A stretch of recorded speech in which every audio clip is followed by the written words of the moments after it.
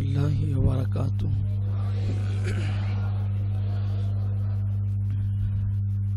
الحمد للہ رب العالمین والعاقبۃ للمتقین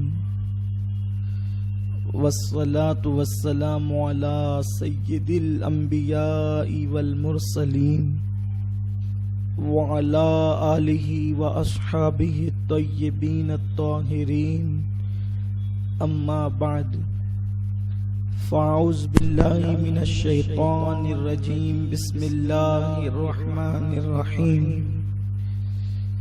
ان اللہ وملائکتہ یصلون علی النبی یا ایھا الذین آمنوا صلوا علیہ وسلموا تسلیما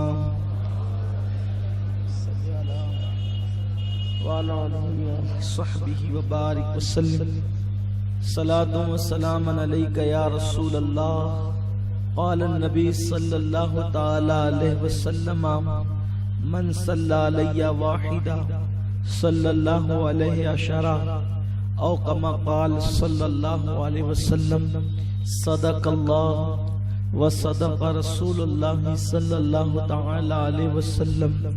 غوث اعظم بمنی بے سرو ساما مددے، قبلہ دین مددے، کعبہ ایمان مددے، بگرداب بلا افتاد کشتی، ضعیفانو شکستہ رات و پشتی، بحق کے خواجہ عثمان ہارون، مدد کن یا معین الدین چشتی، مدد کن یا معین الدین چشتی، مدد کن یا معین الدین چشتی۔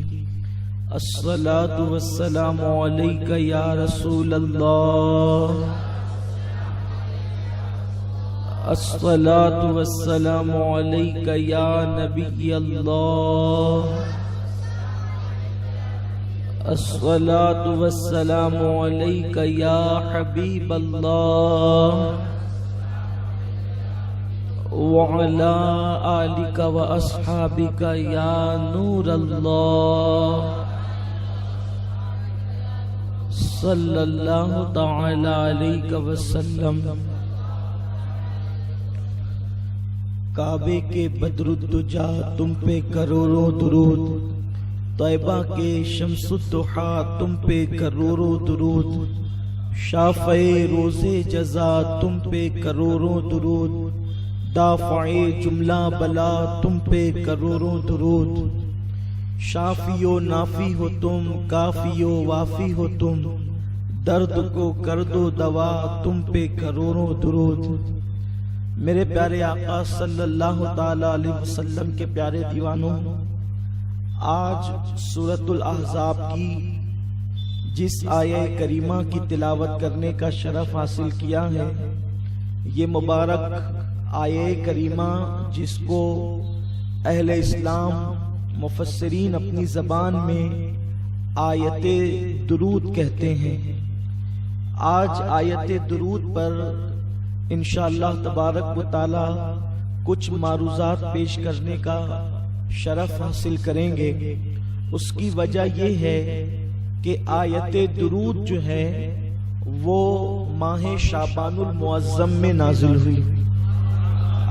یہ جو آیت مبارکہ ہے، ان اللہ و ملائکتہ یصلون علی النبی، یہ جو مسلمان کے بچے کو یاد ہے، یہ آیت مبارکہ ماہ شعبان میں نازل ہوئی اور حضرت سیدنا ابو سعید خدری رضی اللہ تعالی عنہ کے گھر میں نازل ہوئی۔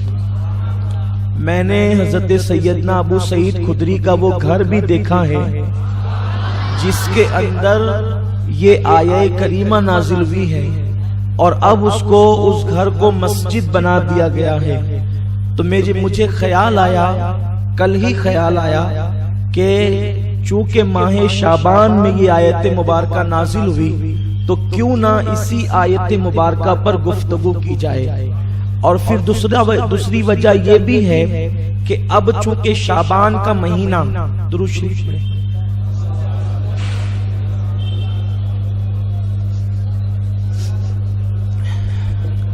شعبان کا مہینہ قریب الختم ہے، اب صرف میرے خیال سے 14 دن بچے ہوئے ہیں اور ماہ رمضان شریف شروع ہونے والا ہے۔ تو اب ہماری توجہ انشاءاللہ اللہ کے کرم سے اس کے محبوب کے صدقے میں دین کی طرف اور عبادت کی طرف ہوگی۔ اب لوگوں کی رغبت عبادت کی طرف ہوگی تو لوگوں کو پتا چلے کہ سب سے بڑی عبادت کیا ہے، تاکہ ہم زیادہ سے زیادہ اسی عبادت کو کرنے کی کوشش کریں۔ میرے پیارے آقا صلی اللہ تعالی علیہ وسلم کے پیارے دیوانوں، یہ آیہ کریمہ نازل ہوئی کہ بے شک اللہ اور اس کے فرشتے نبی مکرم صلی اللہ علیہ وسلم پر درود بھیجتے ہیں۔ اے ایمان والو، تم بھی اس رسول پر ادب اور احترام کے ساتھ درود و سلام بھیجو۔ شعبان المعظم کے اندر یہ آیت نازل ہوئی، حضرت ابو سعید خدری کے گھر میں یہ آیت نازل ہوئی۔ تو جس وقت یہ آیہ کریمہ پڑھ کر رسول پاک نے صحابہ کو سنایا کہ آج مجھ پر ایسی ایسی آیہ کریمہ نازل ہوئی ہے کہ اللہ بھی درود بھیجتا ہے، اس کے فرشتے بھی درود بھیجتے ہیں، ایمان والو تم بھی درود و سلام بھیجو۔ تو صحابہ کرام نے اس آیہ کریمہ کی آمد پر حضور کے گھر آ کر کے حضور کو مبارکباد پیش کی، آقا کریم صلی اللہ علیہ وسلم کو مبارکباد پیش کی۔ اب اللہ جو درود بھیجتا ہے اس کا مطلب کیا ہے؟ اس کا زیادہ صحیح مطلب وہ ہے جو بخاری شریف کی حدیث میں موجود ہے کہ اللہ تبارک و تعالیٰ کے درود بھیجنے کا مطلب یہ ہے کہ اللہ تبارک و تعالیٰ فرشتوں کی محفل میں اپنے محبوب کی عظمت، شان اور بزرگی کو بیان فرماتا ہے۔ اب آپ غور فرمائیں ہمارے نبی کی شان کیا ہے، اپنے آقا کا مقام کیا ہے، اپنے سرکار کا مرتبہ کیا ہے کہ گویا کہ عرش پر محفل سجتی ہے اور اس میں ذکر مصطفیٰ کرنے والا خود اور ذکر مصطفیٰ سننے والے فرشتے ہوتے ہیں۔ اللہ محبوب کی عظمت کو بیان کرتا ہے، محبوب کی شان کو بیان کرتا ہے، محبوب کی بزرگی کو بیان کرتا ہے، اور کس کے درمیان؟ فرشتوں کے درمیان۔ جب فرشتے دیکھتے ہیں کہ اللہ محبوب کی شان بیان کر رہا ہے، میرا محبوب یہ ہے، میرا محبوب یہ ہے، میرا محبوب یہ ہے، تو فرشتے کہتے ہیں اللہ تیرے حبیب کی شان اور بڑھا دے، تیرے محبوب کی شان اور بڑھا دے، تیرے محبوب کی شان اور بڑھا دے۔ تو اللہ کا یہ بیان کرنا کہ میرے محبوب کی شان یہ ہے، یہ درود ہے محبوب پر، اور فرشتوں کا یہ کہنا کہ اور بڑھا دے، یہ فرشتوں کا درود ہے، اور پھر فرشتے بھی یہ کر رہے، خدا بھی یہ کر رہا ہے، تو اللہ فرماتا ہے ہم تو یہ کر رہے ہیں، تم بھی یہی کرو۔ تم کہو اللہم صلی علی محمد وعلی آل محمد کہ اللہ درود نازل فرما ہمارے سردار حضرت محمد پر۔ مطلب کیا؟ اللہ یہ جو تو فرشتوں میں محبوب کا ذکر کر رہا ہے اور فرشتے کہہ رہے اور بڑھا دے، تو ہم بھی کہتے ہیں اور بڑھا دے۔ اب دیکھا درود کا مطلب یہ ہے کہ ان کو بڑھا دے، ان کا ذکر بڑھا دے۔ درود کا مطلب یہ کہ ان کو بڑھا دے، ان کا ذکر بڑھا دے۔ اب توجہ فرمائے، غور کریں، جو لوگ یہ کہتے ہیں کہ کیا رسول کا ذکر کرتے ہو، ہم کہتے ہیں نادان۔ اب توجہ سے سنیں، پوری کائنات کے اندر اللہ کا ذکر اتنا نہیں ہوتا۔ توجہ فرمائیں، پوری کائنات میں اللہ کا ذکر اتنا نہیں ہوتا جتنا رسول اللہ کا ذکر ہوتا ہے، کیونکہ اللہ کا ذکر مخلوق کرتی ہے اور رسول اللہ کا ذکر خالق کرتا ہے۔ یہ شان مصطفیٰ ہے۔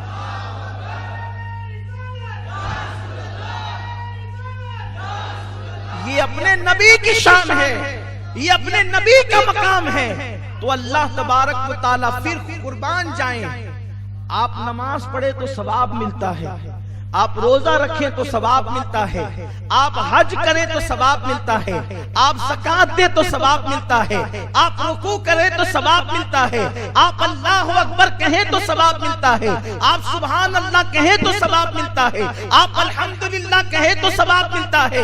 لیکن جب آپ درود پڑھتے ہیں تو تو آپ اتنے محبوب ہو جاتے ہیں، آپ اتنے محبوب ہو جاتے ہیں کہ جب آپ درود پڑھتے ہیں اللہم صلی علی محمد، اے اللہ میرے محبوب پہ درود نازل فرما، تو اللہ کے رسول فرماتے ہیں صلی اللہ علیہ وسلم، تم ایک مرتبہ مجھ پہ درود پڑھتے ہو تو اللہ 10 مرتبہ تم پر درود نازل فرماتا۔ یعنی انسان تو کتنا مقرب ہو جاتا ہے اللہ کا کہ تو ایک بار حضور پہ درود پڑھے تو اللہ تجھ پہ 10 بار پڑھے۔ اللہ تجھے نہیں دیکھتا کہ تو شرابی ہے، تو جواری ہے، تو زانی ہے، تو جھوٹا ہے، تو غیبت کرنے والا ہے، تو چگل کھور ہے۔ بس اگر مومن ہے ایک بار حضور پہ درود پڑھا تو اللہ 10 بار تجھ پہ درود نازل کرے۔ جس پہ اللہ درود بھیجے وہ کتنا مقرب ہوگا۔ اور درود کب ملتا ہے؟ نماز پڑھنے سے نہیں ملتا درود۔ اللہ نماز پڑھنے پہ ثواب بھیجتا ہے، نماز پڑھنے پہ ثواب بھیجتا ہے، درود پڑھنے پہ درود بھیجتا ہے۔ اب جس پہ خدا درود پڑھے، جس پر خدا درود پڑھے، اللہ کا پڑھنا ہماری طرح نہیں ہے،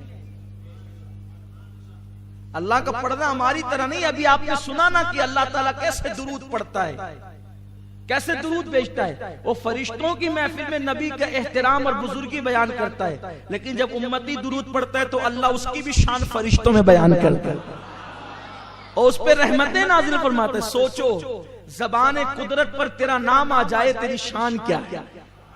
زبان قدرت پر اور کب آتا ہے؟ جب تو درود پڑھتا ہے، جب تو دیکھا درود کتنا مقدس اور مقرب عمل ہے۔ امام المتکلمین مولانا نقی علی خان رحمت اللہ علیہ فرماتے ہیں کہ بدنی، مالی اور قولی عبادت سے، یہ بدن کی عبادت، مال کی عبادت اور قول کی عبادت، ان ساری عبادتوں میں، نفلی عبادتوں میں درود سے بڑھ کر کسی کا مرتبہ نہیں ہے۔ سب سے بڑا مرتبہ درود شریف کا ہے، بلکہ فرض نمازوں کے بعد اگر سب سے بڑا رتبہ کسی کو حاصل ہے تو وہ درود شریف کو حاصل ہے۔ نماز پڑھ رہا ہے، نماز پڑھتے پڑھتے اچانک دل میں خیال آیا کہ مجھے تو نور محمد بھائی دیکھ رہے ہیں، مجھے تو حافظ غفران صاحب دیکھ رہے ہیں کہ میں کتنی اچھی نماز پڑھ رہا ہوں۔ اللہ کہتا اٹھا تیری نماز، اور منہ پہ مار دیتا ہے۔ اللہ تعالیٰ نماز رد کر دیتا ہے۔ کیوں؟ اس لیے کہ دکھاوا کیا، زکات دیتے ہوئے دکھاوا کیا کہ لوگ مجھے سخی کہے۔ اللہ زکات کا ثواب نہیں دیتا، اس کو منہ پہ پھینک مارتا ہے۔ رکوع کیا، اچھا رکوع کیا تو اگر دکھاوا کیا تو پھینک مارتا ہے۔ لیکن قربان جائے محبوب کی عظمت پر، اگر کوئی درود شریف دکھانے کو پڑھے، ریاکاری کے طور پہ پڑھے، تو اللہ رد نہیں کرتا تو بھی قبول کرتا ہے۔ اور کہا جاتا ہے کہ بندے اب تیری ریا کو نہیں دیکھوں گا، محبوب کی ضیا کو دیکھوں گا۔ تیری ریا نہیں دیکھی جائے گی، اب حبیب کی ضیا دیکھی جائے گی، اور ان کے روح کے بددعا کے صدقے تجھے ثواب عطا کیا جائے گا۔ اسی لیے حضرت ابی ابن کعب رضی اللہ تعالیٰ عنہ حاضر ہوئے، عرض کیا یا رسول اللہ صلی اللہ تعالیٰ علیہ وسلم، میں چاہتا ہوں کہ اپنے 24 گھنٹوں کے 4 حصے کروں اور ایک حصہ میں درود شریف پڑھتا رہوں، آقا کیسا رہے گا؟ سرکار فرماتے ہیں بہت اچھا ہے، اگر اس میں زیادتی کرو تو اور بہتر ہے تمہارے لیے۔ عرض کی یا رسول اللہ 24 گھنٹے کے آدھے حصے میں اب میں آپ پہ درود و سلام ہی پڑھتا رہوں گا۔ آقا فرماتے بہتر ہے، لیکن اس میں اور اضافہ کرو تو اچھا۔ عرض کی یا رسول اللہ پونا حصہ درود و سلام۔ آقا فرماتے بہتر ہے، اور زیادہ کرو تو اچھا۔ عرض کیا یا رسول اللہ فرض نمازوں کے بعد رات و دن میں صرف آپ پہ درود و سلام پڑھوں گا۔ آقا فرماتے ہیں اگر تو نے ایسا کر لیا تو اللہ تجھے دنیا کے غموں سے بھی آزاد کر دے گا، آخرت کے غموں سے بھی آزاد۔ اس لیے درود شریف پڑھنے کی عادت ڈال۔ اور جب آقا کریم صلی اللہ علیہ وسلم کا نام آئے تو بلند آواز سے صلی اللہ علیہ وسلم کہہ لینا یہ واجب ہے، کیونکہ آقا فرماتے ہیں سب سے بڑا بخیل وہ ہے جس کے سامنے میرا نام لیا جائے اور وہ مجھ پہ درود نہ پڑھے۔ آقا کریم صلی اللہ علیہ وسلم کے دیوانوں، اس لیے درود پڑھنے کی عادت ڈالو، کم سے کم روزانہ 313 مرتبہ تو درود پڑھ ہی لیا کرو، 500 مرتبہ پڑھو تو اور اچھا، 1000 مرتبہ پڑھو تو اور اچھا۔ حضرت سیدنا قطب الدین بختیار کاکی رحمت اللہ علیہ اس وقت تک کہ آرام نہیں فرماتے تھے جب تک کہ 3000 مرتبہ درود نہیں پڑھ لیتے۔ 3000 مرتبہ درود پڑھنے کے بعد آپ آرام فرماتے تھے۔ درود شریف کی بڑی برکتیں، آقا کریم صلی اللہ علیہ وسلم فرماتے ہیں کہ اگر بندہ دعا کرے اور درود نہ پڑھے تو اس کی لٹکتی رہتی ہے زمین اور آسمان کے درمیان، لیکن اگر کوئی درود پڑھ لے اور درود پڑھنے کے بعد دعا کرے تو اللہ اس کی دعا کو ضرور قبول فرماتا ہے۔ آقا فرماتے ہیں عرش کے نیچے ایک فرشتہ ہے جس کا سر عرش سے لگا ہوا ہے اور جس کے پیر تحت الثری میں ہے، جس کا ایک بازو مشرق کی طرف ہے اور دوسرا بازو مغرب کی طرف ہے۔ یہ حدیث میں وہ پڑھ رہا ہوں آپ کے سامنے آج جو میں نے اپنی زندگی میں سب سے پہلا بیان کیا تھا تو یہی بیان کیا تھا۔ اس وقت میری عمر 10-11 سال کی رہی ہوگی، میری زندگی کا پہلا بیان یہی ہے اور اس میں یہی میں نے روایت پڑھی تھی، مجھے آج بھی یاد ہے، وہ پورا بیان بھی آج بھی یاد ہے، پورا نہیں سناؤں گا، یہ حدیث اس میں سے سنا رہا ہوں۔ عرش کے نیچے اس کا سر ہے فرشتے کا اور تحت الثری میں اس کا پیر ہے، اس کا ایک بازو مشرق کی طرف ہے اور اس کا دوسرا بازو مغرب کی طرف ہے۔ جب کوئی بندہ مومن آقا پر محبت کے ساتھ درود پڑھتا ہے تو اللہ اس فرشتے کو حکم دیتا ہے کہ وہ نور کی دریا میں گوتا لگائے، تو فرشتہ نور کے دریا میں گوتا لگاتا ہے اور باہر آنے کے بعد وہ اپنے پروں کو جھاڑنے لگتا ہے۔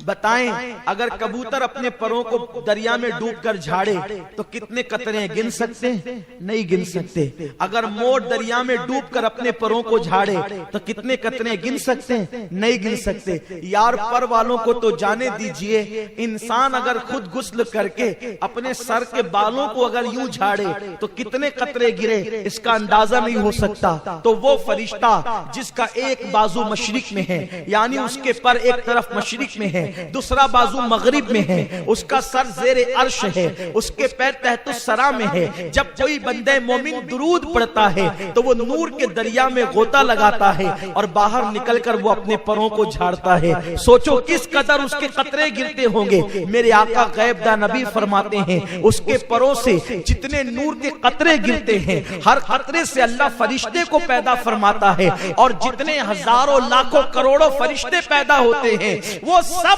کے سب قیامت تک کے لیے اس کا نام لے کر مغفرت کی دعا کرتے ہیں جس کے درود سے وہ پیدا ہوتے ہیں۔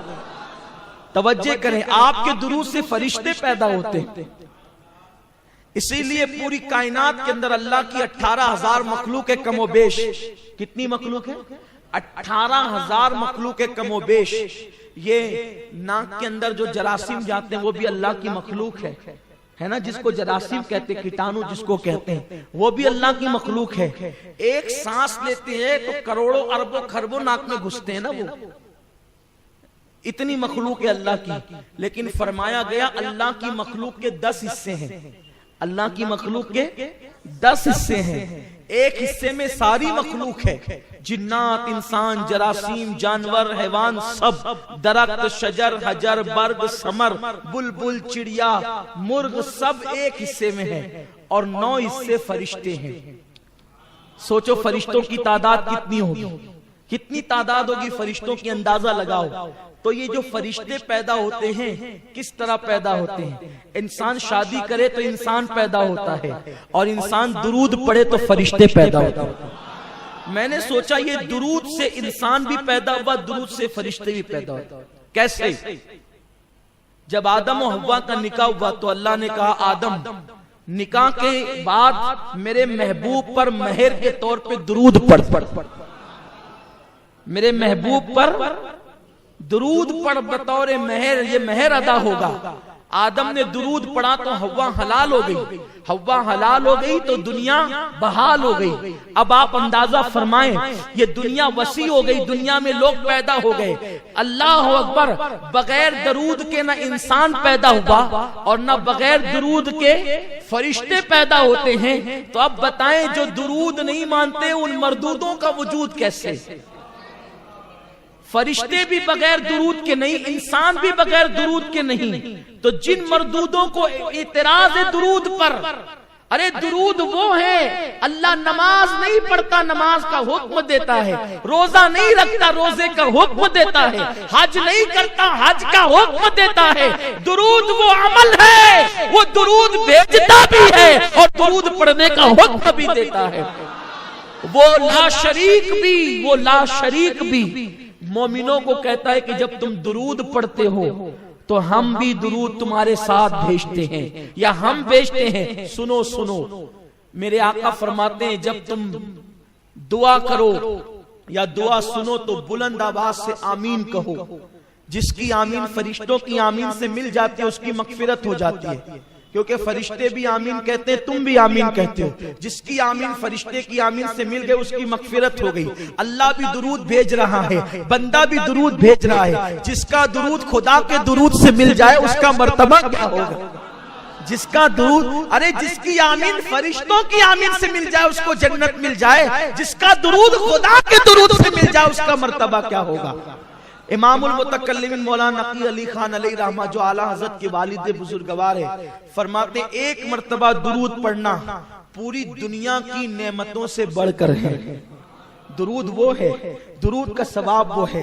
آئیے بہت تفصیل میں نہیں جاتے، چند باتیں عرض کرتے ہیں تاکہ ہم درود پڑھیں، درود پڑھنے کے عادی بنیں، آج سے عادت بنائیں۔ درود پڑھنے میں کبھی شرمایا نہیں کریں بلکہ اپنی عادت بنائیں، اٹھتے بیٹھتے چلتے پھرتے آقا پہ درود شریف پڑھا کریں، کیونکہ میرے آقا فرماتے ہیں، توجہ کریں آپ، جب بیان ہوتا ہے تو آپ سوچتے ہیں نا کہ آپ مقرر کے قریب بیٹھے، آپ سوچتے ہیں کہ نہیں سوچتے؟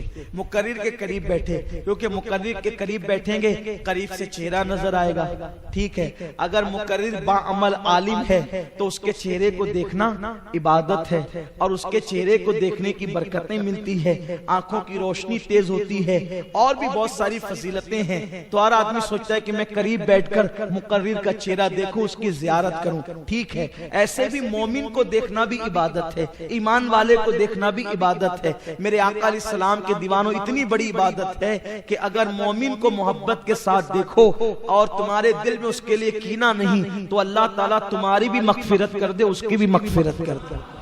تو ہر آدمی مقرر کو، علماء کو قریب سے دیکھنا چاہتا ہے، صحیح ہے؟ حضور فرماتے ہیں جو دنیا میں جتنا زیادہ مجھ پہ درود پڑھے گا وہ قیامت کے دن اتنا زیادہ میرے قریب ہوگا۔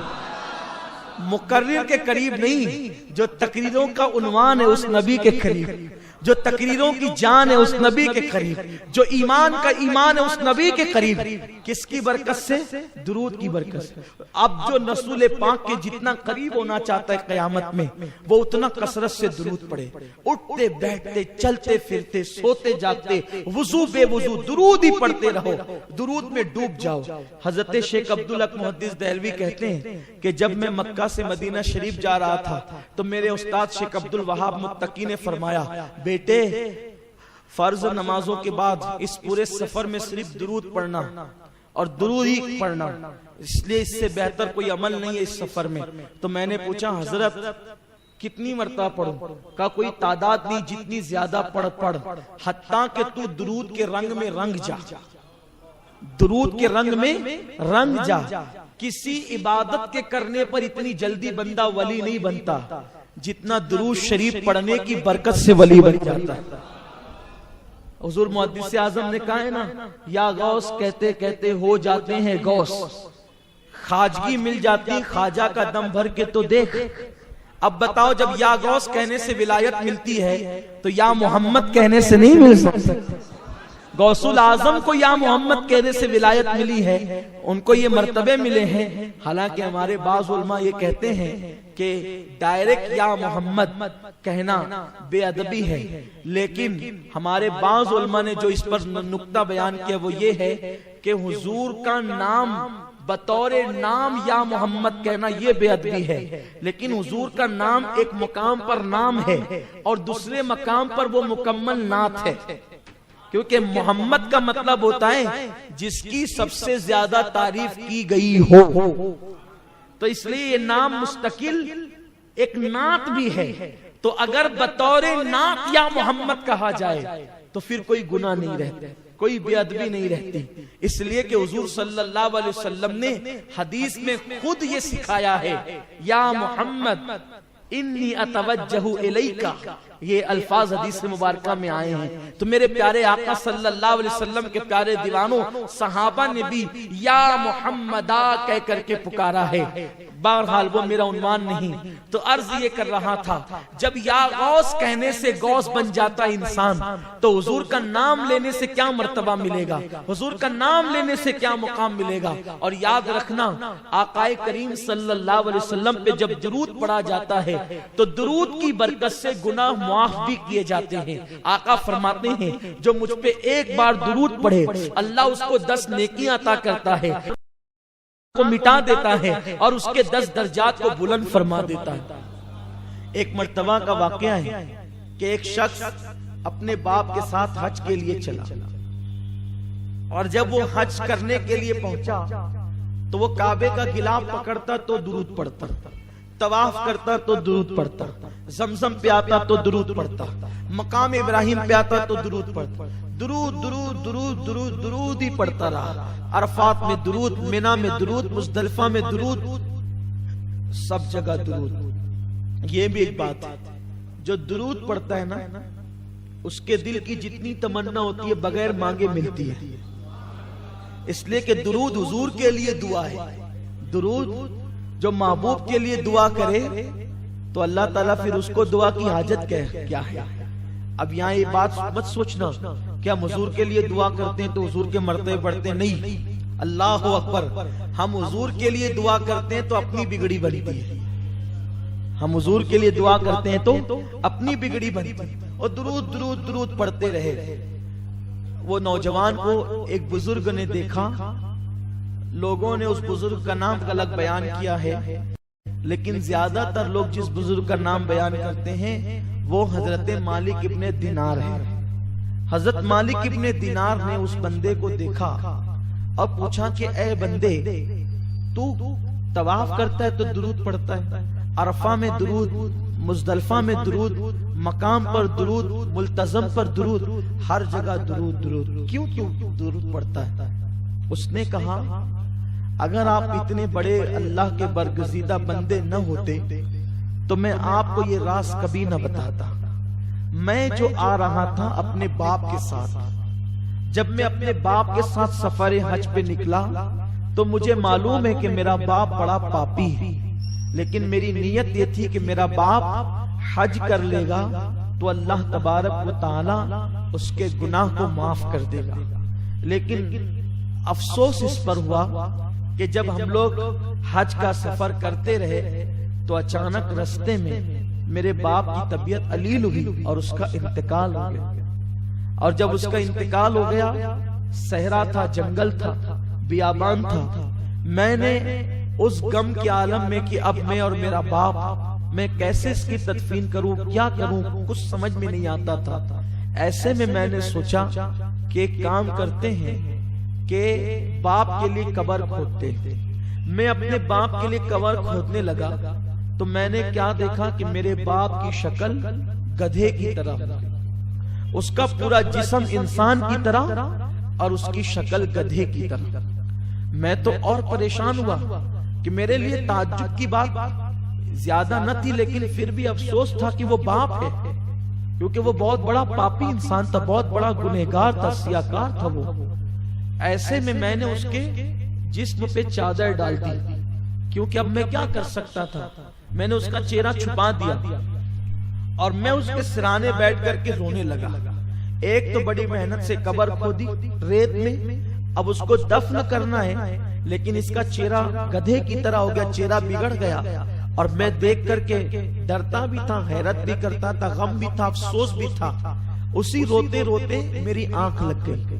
جب میری آنکھ لگی تو میں نے کیا دیکھا کہ خوبصورت جوان میرے خواب میں دکھے اور بہت خوبصورت سا چہرہ تھا، کالی کالی زلفیں تھی، خوبصورت سی آنکھیں تھی اور ان کے جسم سے خوشبو کی لپیٹیں اٹھ رہی تھی۔ وہ چلتے تھے تو ایسا لگتا تھا جیسے عرش فرش پر آ گیا ہو۔ ان کی اس معصوم ادا کو دیکھ کر میں حیران تھا۔ وہ سیدھا آئے اور آنے کے بعد میرے باپ کی میت سے چادر ہٹایا، دیکھا تو جو ہے وہ گدھے کی طرح چہرہ تھا، اپنا مبارک ہاتھ چمکتا ہوا انہوں نے میرے باپ کے چہرے پہ پھیرا تو میرے باپ کا چہرہ 14ویں رات کے چاند کی طرح روشن ہو گیا، منور ہو گیا۔ اور جب وہ جانے لگے تو میں نے ان کا دامن پکڑ لیا اور عرض کیا، محترم آپ کون ہیں؟ اے مشکل کشا، میری مشکل کو دور کرنے والے کون ہیں اور میرے باپ پر اتنا رحم کرنے والے کون ہیں؟ تو انہوں نے مڑ کے کہا، کیا تم مجھے نہیں پہچانتا؟ میں محمد ابن عبداللہ ہوں، میں تیرے باپ کا اور تیرا رسول ہوں اور نبی ہوں۔ میں نے عرض کیا، آقا میرا باپ تو بڑا پاپی تھا، اس کا چہرہ گدھے کی طرح ہو گیا اور آپ نے آ کر اس کا چہرہ چاند کی طرح کر دیا، وجہ کیا ہے؟ ارشاد ہوا، یہ پاپی تو بہت تھا لیکن سونے سے پہلے مجھ پہ درود پڑھ لیا کرتا تھا۔ جب یہ دنیا میں مجھے نہ بھولا تو مرنے کے بعد میں اس کو کیسے بھولوں؟ اور آقا علیہ الصلوۃ والتسلیم تشریف لے گئے۔ جب میرے آقا تشریف لے گئے تو کہتے ہیں میری آنکھ کھل گئی اور آنکھ کھلی تو میں نے دیکھا کہ میرے باپ کا چہرہ 14ویں رات کے چاند کی طرح چمک رہا تھا۔ اللہ اکبر۔ وہ کہتے ہیں پھر میں نے اپنے باپ کو خوشی خوشی دفن کر دیا اور میں نے عہد کر لیا، اب ساری زندگی فرائض اور واجبات کے بعد اگر سب سے زیادہ کوئی عمل کروں گا تو صرف اپنے نبی پہ درود و سلام کروں گا۔ میرے پیارے آقا صلی اللہ علیہ وسلم کے پیارے دیوانوں، ماہ رمضان شریف آ رہا ہے، کثرت کے ساتھ درود شریف پڑھے اور کوشش کرے کہ کم سے کم 1000 مرتبہ درود شریف تو روزانہ ماہ رمضان شریف میں ہم نے پڑھنا ہی پڑھنا ہے، اس لیے کہ درود شریف کی بڑی برکتیں ہیں۔ میں کیا عرض کروں، درود شریف کا مقام کیا ہے؟ میرے پیارے آقا علیہ السلام کے پیارے دیوانوں، صحابہ کرام کثرت سے درود پڑھتے تھے، اولیاء کرام کثرت سے درود پڑھتے تھے، اور روایتوں میں آیا ہے کہ جو بندہ کثرت سے درود پڑھتا ہے اللہ اس کا دل منور کر دیتا ہے اور غیب کے حجابات اس سے اٹھا دیتا ہے۔ اور فرمایا گیا جو کثرت کے ساتھ درود پڑھتا ہے پھر اللہ تبارک و تعالی اس کے دل کو منور کر کے وہ آنکھیں عطا کرتا ہے کہ اس کی ہتھیلی پر وہ اللہ کے شہروں کو دیکھنے لگتا ہے، وہ دنیا کو اپنی ہتھیلی پر دیکھنے لگتا ہے۔ اللہ اکبر۔ میرے آقا صلی اللہ علیہ وسلم کے دیوانوں جو کثرت کے ساتھ درود پڑھتے ہیں جب وہ مر جاتے ہیں تو قبر کے اندر اللہ اکبر ان کے جسم کو قبر کی مٹی نہیں کھا سکتی، قبر کی مٹی ان کے جسم کو نہیں کھا سکتی، ان کا کفن بھی میلا نہیں ہوتا۔ آپ نہیں دیکھتے بہت سارے لوگ کبھی ناسک میں کبھی مالیگاؤں میں الگ الگ مقامات پر عام آدمی تھے، کوئی شہرت نہ تھی، بہت سارے علاقوں کے اندر یہ بات دیکھی گئی ہے، عام آدمی تھے، کوئی شہرت نہ تھی، کچھ نہیں، ایک دم سادے سمپل، نہ عالم نہ حافظ نہ قاری، کچھ نہیں، لیکن بس درود شریف کثرت سے پڑھتے تھے تو قبر کھلی تو کفن بھی میلا نہیں ہوا۔ کیوں؟ اس کی وجہ ہے کہ جس سینے میں درود ہوگا اس سینے میں حضور کا عشق ہوگا، اور درود پڑھنے والوں کو بہت جلدی حضور کا دیدار نصیب ہوتا ہے، بہت جلدی زیارت نصیب ہوتی ہے۔ حضرت امام شافعی رحمت اللہ علیہ کو کسی نے وصال کے بعد دیکھا اور پوچھا کہ اللہ نے آپ کے ساتھ کیا سلوک کیا؟ تو آپ ارشاد فرماتے ہیں کہ میں نے اپنی کتاب میں حضور پر ایک درود لکھا تھا، اس درود کو قبول کر لیا گیا اور مجھ پر جنت کے پھول نچھاور کیے گئے اور مجھے دلہن کی طرح سجا کر کے جنت میں داخل کیا گیا۔ میرے آقا صلی اللہ علیہ وسلم کے دیوانوں درود شریف پڑھنے کی عادت بنائیں، اور آقا کریم پر جتنا درود پڑھو گے اتنا دل میں محبت بڑھے گی، پیار بڑھے گا۔ اور انسان تو انسان ہے، اگر جانور بھی درود سے محبت کرے تو اس کو بھی فائدہ ملتا ہے، اس کو بھی برکتیں ملتی ہیں۔ ایک مرتبہ ایسا ہوا کہ کسی نے حضور صلی اللہ علیہ وآلہ وسلم کو اپنے گھر دعوت دی، سرکار علیہ السلام کو دعوت دی، اور دعوت میں انہوں نے سوچا کہ میں مچھلی پکاؤں گا، مچھلی پکانے کا انہوں نے ارادہ کیا، کیونکہ حضور صلی اللہ علیہ وسلم کو مچھلی پسند تھی، سرکار علیہ السلام مچھلی پسند فرماتے تھے۔ تو مچھلی انہوں نے پکانی چاہیے. مغرب کے بعد کی دعوت تھی, حضور علیہ السلام تشریف لے آئے. اب عشاء کی وقت کم تھا تو آقا کریم صلی اللہ علیہ وسلم بیٹھے رہے, حتیٰ کہ اب ایسا تو نہیں تھا آج کل کی عشاء کی طرح کہ 8:30 بجے 8:45 بجے اذان ہو جائے گی اور امام کو دوڑ کے جانا ہی پڑے گا, ایسا نہیں تھا. وہاں ایسا تھا جب حضور جاتے تب غلام جمع ہو جاتے, لیکن حضور علیہ السلام بھی وقت پر تشریف لے جاتے تھے تاکہ لوگوں کو مشقت نہ ہو. بہرحال تو ٹائم ہونے لگا اور وہ جو صحابی جنہوں نے دعوت دی تھی وہ کبھی اپنی بیوی کی طرف جائیں, کبھی حضور کی طرف آئیں, کبھی ادھر جائیں کبھی ادھر آئیں. غیب دا نبی صلی اللہ علیہ وسلم نے فرمایا کیا ہو گیا, کیا بات ہے, کیوں پریشان ہو, اپنی پریشانی بتاؤ. انہوں نے عرض کیا رسول اللہ صلی اللہ علیہ وسلم روٹیاں پک گئی ہے, سالن نہیں پکتا, کب مسئلہ کیا ہے؟ عرض کی حضور مچھلی لائی ہے پکانے کے لیے, اس کو کاٹ کر ہانڈی میں ڈال دیا ہے, جیسے ہی ہانڈی چولہے پہ رکھتے ہیں تو آگ بجھ جاتی ہے اور ہانڈی چولہے سے اتارتے ہیں تو آگ جلنے لگتی ہے. بس اسی معاملے میں پریشان ہے, کھانا تیار نہیں ہوتا. آقا نے فرمایا وہ مچھلی کو لاؤ. وہ مچھلی لائی گئی, سرکار نے مچھلی کو رکھا اور فرمایا تمہیں پتہ ہے یہ مچھلی کیوں نہیں پکتی اور اس مچھلی کو کبھی کوئی پکا نہیں سکتا. کہا حضور وہ کیسے؟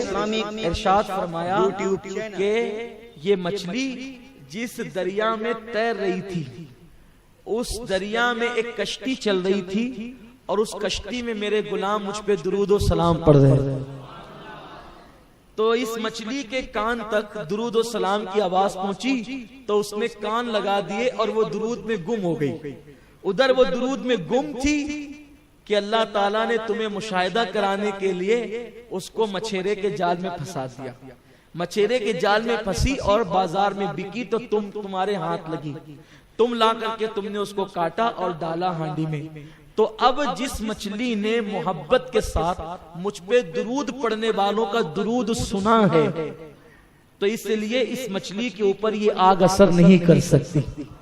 بتائیے اگر مچھلی درود سن لے عشق کے ساتھ تو اس پر دنیا کی آگ اثر نہیں کر سکتی, تو دن درود پڑھے تو اس پر جہنم کی آگ کیسے اثر کر سکتی. اور آپ جانتے ہیں یہ جو میٹھا میٹھا شہد بنتا ہے اور اس سے جو شفا ملتا ہے وہ کیوں ملتا ہے؟ ایک مرتبہ شہد کی مکھی نے آقا علیہ السلام کی بارگاہ میں حاضری دی.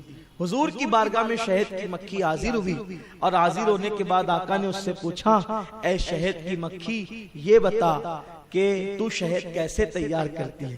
اب آقا کو سب معلوم ہے لیکن آقا کریم صلی اللہ علیہ وسلم اس سے پوچھ رہے ہیں کہ تو شہد کیسے تیار کرتی ہے. آج سے میں پوچھتا ہوں حضور علیہ السلام کو اردو سکھانے والے مولوی, میں ان کو شہد کے چھتے میں ان کے کان پہ شہد کا چھتا لگا دوں یا لگوا دوں اور ان سے 5 سال کے بعد پوچھوں ملا جی بتاؤ شہد کی مکھیاں کہتی کیا ہے, تو میں سمجھتا ہوں کہ کبھی جو ہے وہ نہیں کہہ سکے گا.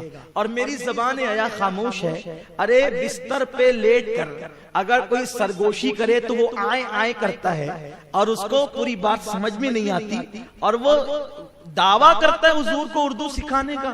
ہم نے نبی کو اردو سکھایا. او آئے آئے کرنے والے یہ شان دیکھ میرے نبی کی, وہ سمجھتے ہیں بولیاں سب کی, وہی سنتے ہیں بولیاں سب کی. یہ شان ہے مصطفیٰ جان رحمت کی کہ شہد کی مکھی سے کلام کر دے. کچھ لوگ کہتے ہیں سید صاحب بہت سخت بولتے ہیں. سخت نہیں بولتا ہوں, حق بولتا ہوں. آپ میری سختی پر نہیں بلکہ میری حق گوئی پر نظر رکھیں. بولیے یہ آئے آئے نہیں کرتے سرگوشی کرتے وقت. اور یہ میرے نبی کی شان ہے. شہد کی مکھی سے پوچھ رہے ہیں تو شہد کیسے تیار کرتی ہے. تو شہد کی مکھی نے بھی کہا یا رسول اللہ میں وہ پھلوں کا اور پھولوں کا رس چوستی ہوں. میں پھلوں کا اور پھولوں کا اور پتیوں کا رس چوستی ہوں اور اسی سے شہد تیار کرتی ہوں. اسی سے شہد تیار کرتی ہوں. آقا کریم نے پھر اس سے دوسرا سوال کیا. توجہ فرمائیں. حضور کبھی باغ میں نہیں گئے. حضور کبھی باغ میں نہیں گئے. کسی پھول کو کھایا, پتیوں کو چبایا. آقا فرماتے ہیں کچھ پتیاں تو کڑوی بھی ہوتی ہے، کچھ پھول تو کسیلے بھی ہوتے ہیں، کچھ پھل تو کڑوے بھی ہوتے ہیں، کچھ پھل تو کھٹے بھی ہوتے ہیں، لیکن تیرا شہد صرف میٹھا ہی کیوں ہوتا ہے؟ ارے کھٹا کھائے تو کھٹا ہی نکلے گا، کسیلا کھائے تو کسیلا ہی نکلے گا، ہے نا؟ میرے بھائی اگر انسان کھانے میں 3 مرتبہ پیاز کھا لے تو اس کے پسینے میں بدبو شروع ہو جاتی ہے پیاز کی۔ یہ علم ہے انسانی، علم الابدان ہے، یہ انسانی جسم کا علم ہے کہ انسان اگر جیسی غذا کھائے گا، اگر انسان خوشبودار غذا کھا لے تو اس کے پسینے سے بدبو ختم ہو جاتی ہے۔ بہت سارے لوگ گرمی میں پریشان رہتے ہیں، سوچتے ہیں یار کہ میرے پسینے میں بدبو بہت آتی ہے، تو اس کو یہ سوچنا چاہیے کہ وہ کوئی بدبودار غذا تو نہیں کھاتا ہے ہمیشہ، ایک آدھ ٹائم کھا لے تو اثر نہیں کرے گا، لیکن اگر آپ 3-4 ٹائم دبا کر کے کوئی ایک غذا کھا لے تو اس کا اثر آپ کے پسینے پہ ظاہر ہوتا ہے۔ تو اللہ کے حبیب صلی اللہ علیہ وسلم نے فرمایا کہ پتیاں تو کڑوی کسیلی ہوتی ہیں، میٹھی بھی ہوتی ہیں، کھٹی بھی ہوتی ہیں، پھل اور پھولوں کا حال بھی یہی ہے، لیکن تیرا شہد صرف میٹھا ہی کیوں ہوتا ہے؟ تو عرض کرتے ہیں یا رسول اللہ، جب میں باغوں سے، بیابانوں سے، صحراؤں سے جو ہے وہ رس چوس کر آتی ہوں تو وہ رس چوسنے سے لے کر کے رس کو اگلنے تک کے، رس چوسنے سے لے کر کے رس کو اگلنے تک کے میں آپ پر درود و سلام پڑھتے ہوئے آتا ہوں۔ آپ پر درود پڑھنے کی برکت سے ساری کھٹاس، فیکاس اور کسیلے پن کو اللہ میٹھاس میں تبدیل فرما دیتا ہے۔ دیکھا آپ نے مٹھاس کیوں پیدا ہوتی ہے؟ اسی لیے ڈاکٹر اقبال نے کہا ہے، ڈاکٹر اقبال سے کسی نے پوچھا نا ڈاکٹر صاحب آپ کی شاعری میں اتنی تاثیر کیوں ہے، آپ کی شاعری میں اتنا اثر کیوں ہے؟ ہو نہ وہ پھول تو بلبل کا ترنم بھی نہ ہو، چمنے دہر میں کلیوں کا تبسم بھی نہ ہو نہ ساقی تو پھر میں بھی نہ ہو، خم بھی نہ ہو، خیمہ افلاک کا استادہ اسی نام سے ہے، نفس ہستی تپش آمادہ اسی نام سے ہے، قوت عشق سے ہر پست کو بالا کر دے، دہر میں اسم محمد سے اجالا کر دے، کی محمد سے وفا تو نے تو ہم تیرے ہیں، یہ جہاں چیز ہے کیا لوح و قلم تیرے ہیں، لوح بھی تو قلم بھی تو، تیرا وجود الکتاب۔ دیکھا کیا چاشنی ہے ڈاکٹر اقبال کی شاعری میں، لوگ اس کی مخالفت کرتے رہے لیکن پھر بھی میں نے مخالفین کو بھی ڈاکٹر صاحب کے شعر پڑھتے دیکھا ہے، جو ڈاکٹر صاحب پر اس لاہور کے کلندر پر لوگ اعتراض کرتے ہیں، ان لوگوں کو بھی میں نے دیکھا ہے کہ وہ ڈاکٹر صاحب کے شعر پڑھتے تھے۔ اور ہمارے آقائے نعمت سیدی مرشدی حضور مفتی اعظم رحمت اللہ تعالی علیہ کے سامنے جب یہ شعر پڑھا جاتا تو حضور مفتی اعظم فرماتے کہ اقبال کی مغفرت کے لیے یہی شعر کافی ہے۔ کون سا شعر؟ کی محمد سے وفا تو نے تو ہم تیرے ہیں، یہ جہاں چیز ہے کیا لوح و قلم تیرے ہیں۔ یہ ڈاکٹر صاحب نے بڑی بڑی شاعری کی ہے، ان کی نعتیہ شاعری، بلکہ میں نے ایک بہت بڑے مفکر سے پوچھا تھا کہ ڈاکٹر اقبال کے بارے میں آپ کیا کہتے ہیں، تو انہوں نے فرمایا وہ رات کا صوفی تھا اور دن کا مفکر تھا۔ وہ ڈاکٹر اقبال جس نے ہندوستان میں آزادی کی روح پھونکی، وہ ڈاکٹر اقبال کے بارے میں بہت سی باتیں کہی جاتی ہے لیکن میں ان سب باتوں پر توجہ نہیں کرتا۔ ایک بات بتاتا ہوں اقبال کے بارے میں جو کتابوں میں لکھی ہوئی ہے، لکھنے والے نے کہاں تک لکھا یہ وہ جانے، بیان کرنے والے نے کہاں تک بیان کیا وہ جانے، لیکن غور سے سنیں جو کہنا چاہتا ہوں۔ ڈاکٹر اقبال کے بارے میں ایک روایت آئی ہے، ڈاکٹر اقبال کے خادم تھے، ڈاکٹر اقبال کے خادم تھے، ان کا نام تھا علی بخش۔ ان کا کیا نام تھا؟ علی بخش۔ اس کا مطلب خادم کٹر سنی تھا، اس لیے کہ اس کا نام تھا علی بخش۔ علی بخش دوسروں کے یہاں شرک ہے، ویسے شرک کی مشین گن چلانے والوں کی اس دور میں نئی پیدائش، وہ نوزائیدہ تھے اس وقت، تو اس لیے جلدی سے لوگوں پر ان کے اثرات مرتب نہیں ہوئے تھے۔ تو علی بخش حضرت ڈاکٹر اقبال کے یہاں خدمت کرتے تھے۔ علی بخش کا کہنا ہے کہ ایک رات ڈاکٹر صاحب نے مجھے آواز دی، علی بخش ادھر آ۔ میں سو رہا تھا، تو چونکہ بڑی عقیدت تھی ڈاکٹر صاحب سے علی بخش کو، تو علی بخش اٹھ کر کے گیا، کہ جا کر کے کیا دیکھا کہ ڈاکٹر صاحب کے صوفے پر ایک بہت نورانی چہرے والے بزرگ بیٹھے ہیں اور رات کے تقریباً 2:30-3 بج رہے ہیں، آدھی سے زیادہ رات گزر چکی ہے، اور ڈاکٹر صاحب کے صوفے پر ایک بہت بڑے نورانی چہرے والے اللہ والے، ایسی وجاہت کہ میں نے اس دور میں ہندوستان میں کسی کو نہیں دیکھا تھا، کیونکہ پاکستان اس وقت تک بنا نہیں تھا، تو میں نے اس وقت تک ہندوستان میں اتنا نورانی چہرہ میں نے کسی کا نہیں دیکھا تھا، لاہور میں بھی اتنا حسین میں نے کسی کو نہیں دیکھا تھا۔ علی بخش کہتے ہیں لیکن میں نے یہ بھی منظر دیکھا ابھی تک کبھی نہیں دیکھا تھا کہ ڈاکٹر اقبال کے پاس جنا آتے تھے نا، جس کو لوگ محمد علی جنا کہتے ہیں، وہ بھی ہاتھ باندھ کے کھڑے رہتے تھے، نہرو وغیرہ آتے تھے نا تو وہ لوگ بھی جو ہے وہ ڈاکٹر صاحب کے سامنے بہت زیادہ بولنے کی ہمت نہیں کرتے تھے، یعنی گاندھی جیسے لوگ بھی ڈاکٹر صاحب کے ساتھ بہت تعظیم سے پیش آتے تھے، اور ڈاکٹر صاحب کا اپنا ایک مزاج تھا، شاہانہ مزاج، اور کسی کو خاطر میں نہیں لاتے تھے، ہر ایک کو خاطر میں نہیں لاتے تھے، اخلاق اپنی جگہ ہے لیکن ہر ایک کو گھاس ڈالنا ڈاکٹر صاحب کا کام نہیں تھا۔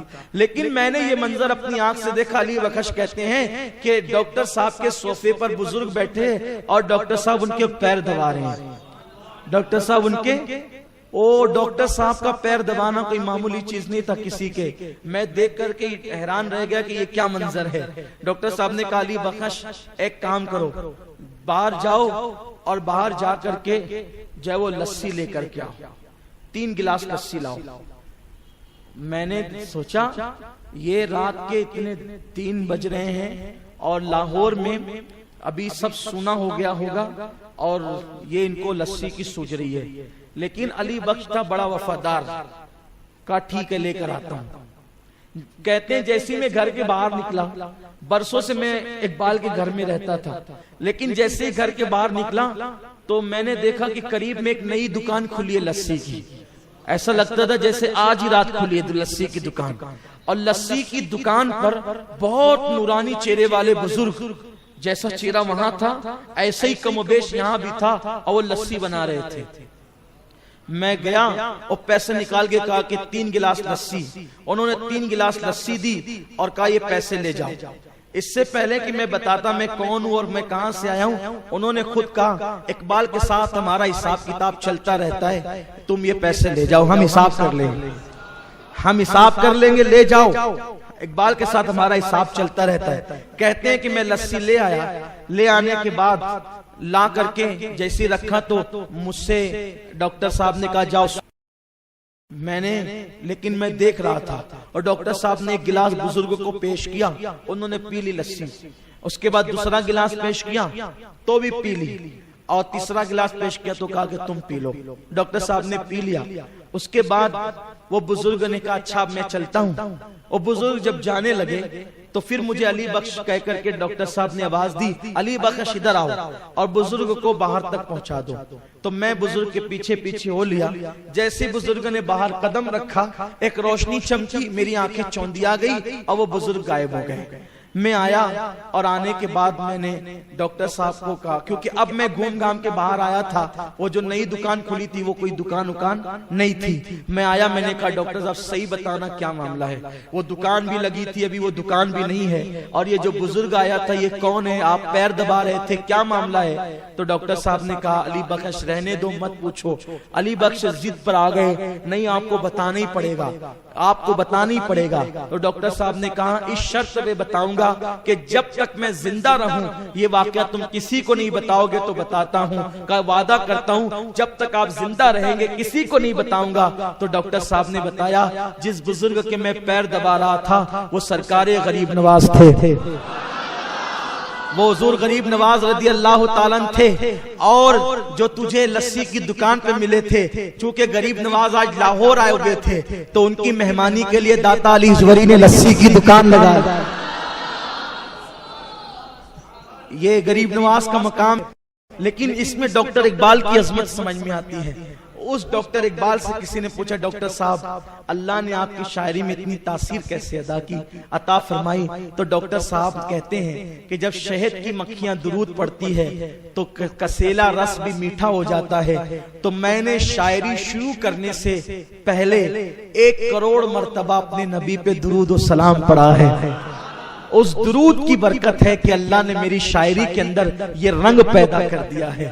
اگر ہم بھی چاہتے ہیں کہ ہمارے اندر بھی کوئی رنگ پیدا ہو تو ہم بھی درود شریف کی عادت ڈالیں اور درود شریف کثرت سے پڑھنے کی کوشش کریں. اللہ تعالیٰ مجھے آپ سب کو درود شریف کثرت سے پڑھنے کی توفیق عطا فرمائے. میں آج آپ سے پوچھنا چاہتا ہوں, آج میں نے یہ عنوان اسی لیے لیا تھا کہ ہم آج سے آپ کو درود کا پابند کریں گے. میں ایسے نہیں چھوڑوں گا آج آپ کو. میں پوچھنا چاہتا ہوں آج سے کون کون میرے ساتھ وعدہ کرتا ہے کہ کم سے کم 500 مرتبہ درود پڑھے بغیر ہم نہیں سوئیں گے. سبحان اللہ, وعدہ کرتے ہیں؟ مشکل نہیں ہے, جو لوگ ڈر رہے ہیں نا, مشکل نہیں ہے. آپ ہاتھ نیچے کریں, دیکھیے آسان ہے. آپ یہ کاؤنٹنگ والی تسبیح لے لیں, ٹھیک ہے؟ بیٹھ کے آج کل کے مصروفیت کے دور میں آپ نہیں پڑھ سکتے, کوئی بات نہیں, شرمائے نہیں. یار لوگ گالی دیتے نہیں شرماتے, ہم درود پڑھتے کیوں شرمائیں؟ لوگ گانا گاتے نہیں شرماتے, ہم درود پڑھتے کیوں شرمائیں؟ کاؤنٹنگ والی تسبیح لے لیں اور یوں اس طرح سے انگلی میں رکھ لے, چھپ جاتی ہے, اور صلی اللہ علیہ وسلم صلی اللہ علیہ وسلم صلی اللہ علیہ وسلم صلی اللہ علیہ وسلم صلی اللہ علیہ وسلم صلی اللہ علیہ وسلم پڑھتے رہیں. یہ جو درود شریف ہے 100 مرتبہ کتنے ٹائم میں پڑھا جاتا ہے معلوم ہے؟ اطمینان سے بھی اگر آپ پڑھیں گے تو 2 منٹ میں 100 مرتبہ آپ پڑھ سکتے ہیں. کتنا؟ 2 منٹ میں. 500 مرتبہ کتنے منٹ میں ہوگا؟ بولو. جو رسول پوری رات اپنے لیے کھڑے رہتے تھے, ہم اس رسول پاک کے لیے 10 منٹ نہیں نکال سکتے؟ دیکھیے میں آپ کو کہہ رہا ہوں کہ 2 منٹ میں اطمینان سے آپ پڑھ سکتے ہیں. آپ اس کو چلیے ایک تجربہ کرتے ہیں. ہم سب انگلیوں پہ آپ گنے, آپ بھی 100 مرتبہ صلی اللہ علیہ وسلم پڑھیں اور میں بھی پڑھتا ہوں.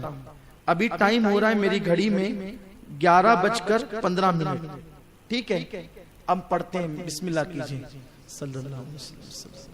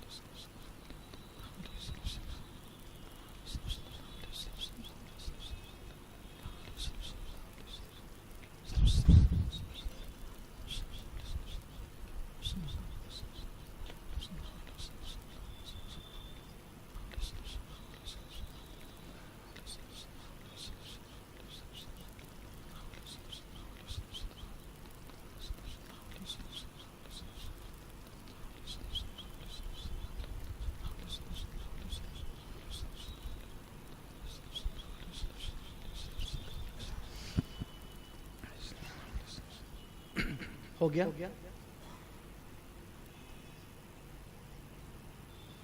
میرے خیال سے 16 منٹ ہو رہے ہیں اور میرا ہو گیا. جو بہت اطمینان سے پڑھ رہے ہوں گے ان کو 2 منٹ لگیں گے. 1 منٹ سے 1.5 منٹ میں ہمارا ہو گیا ہے, لیکن جو اطمینان سے پڑھتے ہیں 2 منٹ لگیں گے ان کو. اور اگر آپ روزانہ پڑھنے کی عادت ڈالیں گے تو آپ بھی 1 منٹ میں پڑھ لیا کریں گے. تو کیا آج سے ہم وعدہ کرتے ہیں سب لوگ 500 بار درود شریف روزانہ پڑھیں گے انشاءاللہ, اور رمضان شریف میں ڈبل کر دیں گے اس کو انشاءاللہ. اگر یہ عنوان آج لینے کی وجہ ہے, مجھے معلوم ہے آپ, میں نے جو فضیلت بیان کی آپ کو معلوم ہوگی سب, کیونکہ آپ اجتماع میں آتے ہیں. ہمارے مبلغین جو نئے آتے ہیں وہ لوگ یہ عنوان پہ بیانات کرتے ہیں, لیکن میں نے یہ پرانا عنوان آج اسی لیے کھولا ہے تاکہ ہم آج یہ عزم لے کر کے جائیں کہ ہمیں روزانہ کتنی مرتبہ, بھولیں گے تو نہیں, سب لوگ پڑھیں گے انشاءاللہ. اللہ تعالیٰ سے دعا ہے کہ اللہ ہمیں توفیق عطا فرمائے. ایک مرتبہ ایک خاتون نے مجھ سے کہا, عرض کیا کہ سید صاحب میں حضور کا دیدار کرنا چاہتی ہوں, آپ کوئی عمل بتائیں. تو میں نے اس کو کہا کہ تم ایک درود شریف پڑھو, اللہم صلی علی روح سیدنا محمد فی الارواح وصلی علی جسد فی الاجساد وصلی علی قبر محمد فی القبور. یہ میں نے اس کو کہا کہ آپ درود شریف پڑھیں. وہ روزانہ کبھی 100 مرتبہ کبھی 300 مرتبہ پڑھتی رہی. اور پھر ایک دن مجھے بتایا کہ میں نے حضور علیہ السلام کا دیدار کیا اور ساتھ میں مولا علی کا بھی دیدار کیا. تو یعنی کہ درود شریف کی کثرت اگر انسان کرے تو آسانی کے ساتھ انسان جو ہے وہ حضور کا دیدار کر سکتا ہے. تو آپ حضرات سے میری گزارش ہے کہ اگر حضور کے دیدار کی تمنا ہے تو آپ حضور پہ درود پڑھیں. اور ایک عمل بتا دیتا ہوں دیدار کا، اگر آپ چاہتے ہیں تو 3 ہفتے کے اندر اندر ہو جائے گا، چوتھے ہفتے کی نوبت بھی نہیں آئے گی انشاءاللہ. طریقہ یہ ہے کہ شب جمعہ میں تازہ اچھے سے وضو کریں اور وضو کرنے کے بعد 2 رکعت نفل نماز پڑھیں. پہلی رکعت میں سورہ فاتحہ کے بعد 11 مرتبہ قل هو اللہ اور 11 مرتبہ آیت الکرسی پڑھیں، اور دوسری رکعت میں بھی 11 مرتبہ قل هو اللہ اور 11 مرتبہ آیت الکرسی پڑھیں. اور سلام پھیرنے کے بعد اللہم صلی علی محمد النبی الامی وآلہ وسلم، اللہم صلی علی سیدنا محمد النبی الامی وآلہ وسلم، اللہم صلی علی سیدنا مولانا محمد النبی الامی وآلہ وسلم. اس درود شریف کو 100 مرتبہ پڑھیں اور کسی سے بات کیے بغیر سو جائیں. اگر آپ پر کرم ہو گیا تو پہلے ہی ہفتے میں نصیب جاگ جائیں گے، ورنہ دوسرے ہفتے میں، ورنہ تیسرے ہفتے میں تو انشاءاللہ زیارت ہو ہی جائے گی، چوتھے ہفتے کی نوبت ہی نہیں آئے گی انشاءاللہ. لیکن اس کے لیے ضروری ہے آنکھوں کی حفاظت کرنا پڑے گی، اس لیے کہ حضور کا حسن بہت غیرت والا ہے. اگر اپنی آنکھوں کو آوارہ کریں گے تو جلدی سے زیارت نہیں ہوگی.